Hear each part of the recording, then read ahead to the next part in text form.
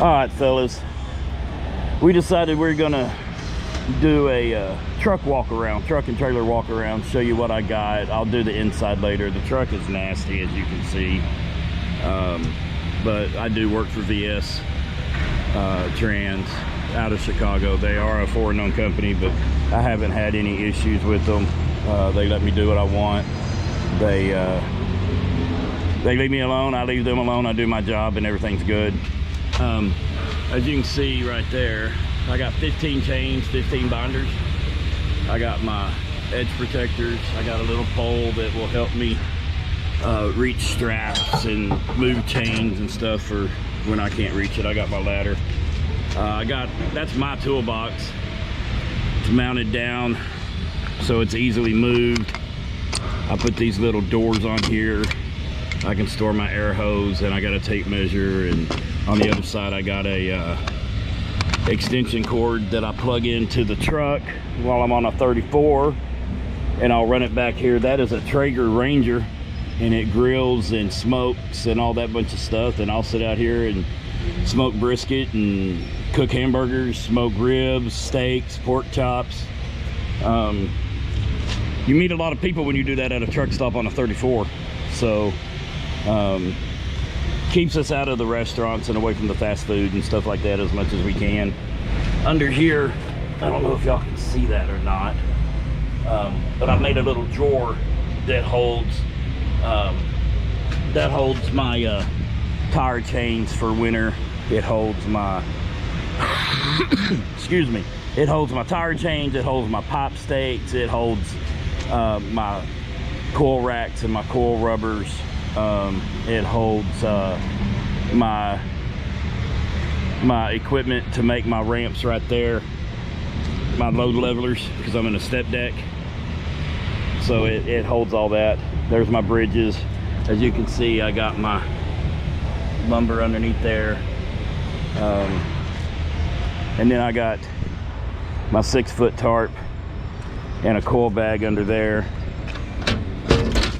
In here I got just stuff you would have in a regular flatbed step deck toolbox. You know, I got my flags and extra tarps and banners and a blanket and all that bunch of stuff.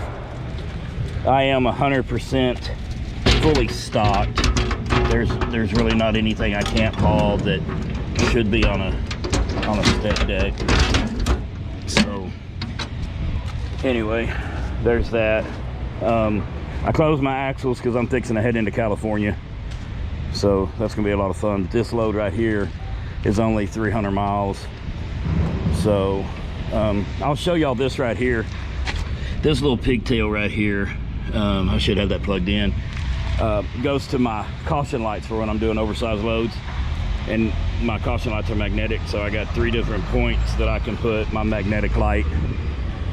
If y'all want to know how I rigged all that up, leave me a comment and I'll do another video on that. This right here is my homemade shelf for my tarps. So I got a expanded metal shelf, had it welded to make it a little bit more stable, and I set the shelf on the trailer rail frame on both sides, and then self-tapped it in. And then I got these like that to where I can actually unbolt them right there and move this to another part if I want to. But that holds my 2 6-foot wood tarps, because I hardly ever use them, but you never know when you're going to need them. So I got bungees. That's pretty much all of it. On this side right here, like I said, is extension cord and another one of the winch bars, but just making use of every inch of storage we can get on here. But that's pretty much it. I'll do the inside at a different point. Want to make it presentable.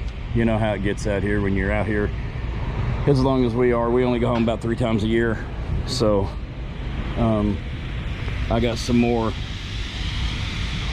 timber right there.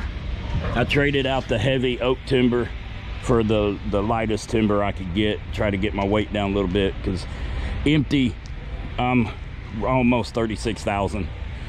But inside, you'll see when I do that video, I've got, you know, microwave and air fryer and deep freeze and refrigerator and all the stuff you would have at home, we have inside. So anyway,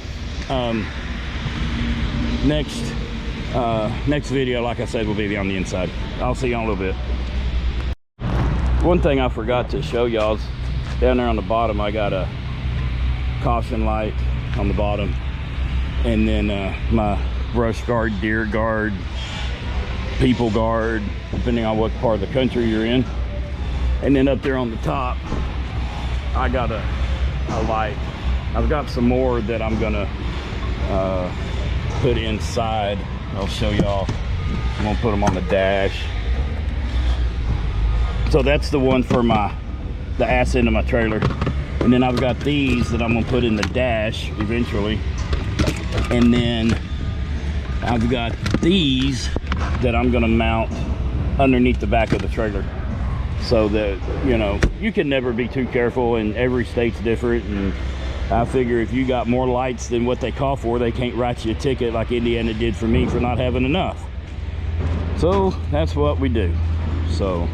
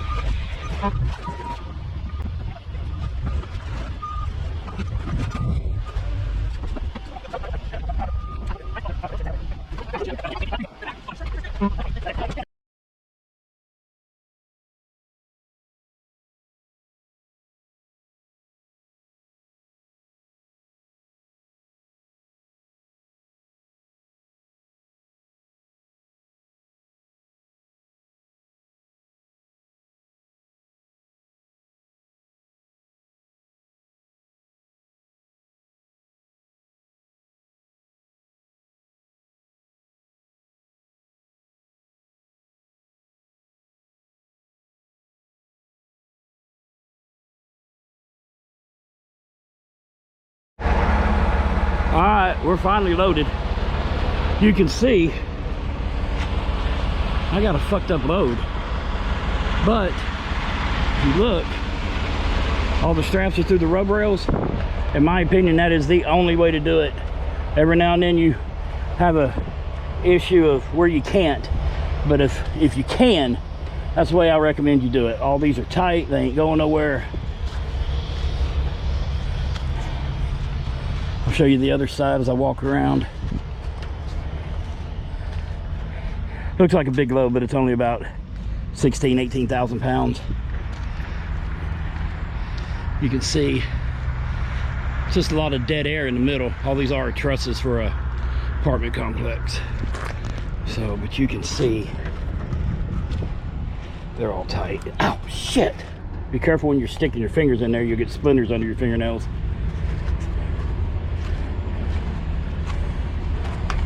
All tight.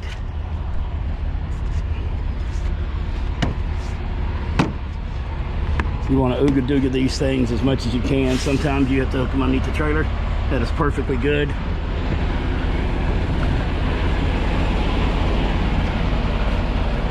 And there's the missus. She hooks them on the other side for me. That's all she does. So there we go. That's our completed load. We got about 350 miles into Auburn, California, or something like that, going down by Sacramento.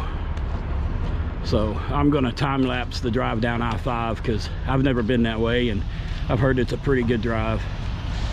So we'll show you. This is all new to me. I've got another YouTube channel, but I don't have to be on camera. I don't have to talk on it, so y'all just bear with me. Hopefully it'll get better after time.